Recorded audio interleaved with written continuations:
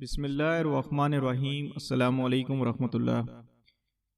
اعتکاف کرنے والا چاہے مرد ہو یا عورت، اس کے لیے مسائل کا جاننا بہت زیادہ ضروری ہے تاکہ اس کا جو اعتکاف ہے وہ صحیح طریقے سے مکمل ہو سکے۔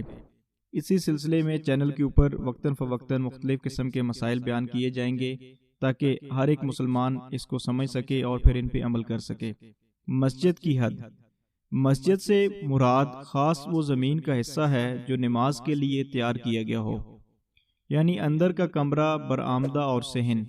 باقی جو حصہ اس سے خارج ہو وہ مسجد کے حکم میں نہیں، خواہ ضروریات مسجد ہی کے لیے وقف ہو، جیسے امام کا حجرہ، مسجد سے ملحق مدرسہ، جنازہ گاہ، وضو خانہ، غسل خانہ، استنجا خانہ وغیرہ۔